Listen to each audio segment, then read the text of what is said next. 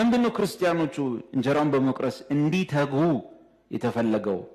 ጌታም ያዘዘው ሐዋርያትም ደጋግመው ያስተማሩት በክብር ያረገው ጌታ በአባቱ ቀኝ የተቀመጠው ኢየሱስ ለዚህ ቅዱስ ስርዓት ምን ያህል አሁንም ትኩረት እንደሰጠው አሁንም ምን ያህል ጌታ በዚህ ነገር ደስ እንደሚሰኝ ምናቀው እንድናደርግኛም አሕዛቦች እንድናደርግ በኋላ ለመረጠው ለጳውሎስም ገለጠለት። የጌታ ራትን ስርዓት ገለጠለት። አንዳንድ ሰዎች ስጋዬ ነው ሲል ቂጣው ቀጥታ ስጋ ነው ብለው ስለሚያምኑ በጣም ደጋግሞ ቁጭ ብሎ ማጥናት ይፈልጋል። ቁጭ ብሎ ጊዜ ሰጥቶ ነገሩን መመርመር ይፈልጋል። ቂጣው ኢየሱስ ሲሰጥ ቀጥታ ህብረት አለው ቀራንዮ ላይ አንዴ ከሚሰቀለው ስጋ ጋር። ጽዋውም ሲሰጠን ጌታ ቀጥታ ህብረት አለው ቀራንዮ ከሚፈሰው ደም ጋር ህብረት አለው። ገላጭ ነው። ያንን ነገር ወክሎ ነው የቀረበው ለማለት እንጂ ቂጣው ቅይር ብሎ ትኩስ ስጋ ይሆናል፣ ወይኑ ቅይር ብሎ እኛ አናየውም እንጂ ፎል የሚል ደም ነው አይባልም።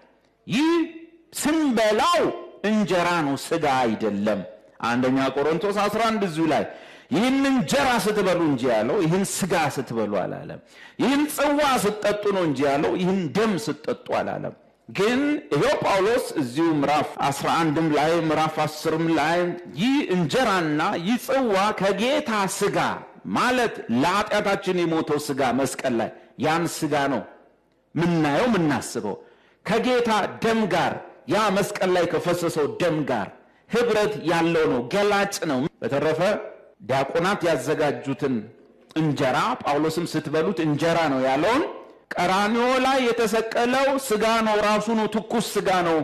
አናየውም እንጂ እንደዚህ ትኩስ ስጋ ነው፣ አናየውም እንጂ ትኩስ ደም ነው ብሎ ያንን ቅዱስ ሰውነት ያንን ቅዱስ ደም አንዴ ለዘላለም የፈሰሰውን አንዴ ለዘላለም የሰጠውን ዲያቆን በሚያዘጋጀው ቂጣ መቀየር አይቻልም፣ መመሰል እንጂ የሚቻለው ህብረት አለው ማለት ነው እንጂ እንደ ጳውሎስ መቀየር አይቻልም። እንዲያማ ቢሆን ጌታ በየዕለቱ መከራ ሊቀበል ባስፈለገው ነበር።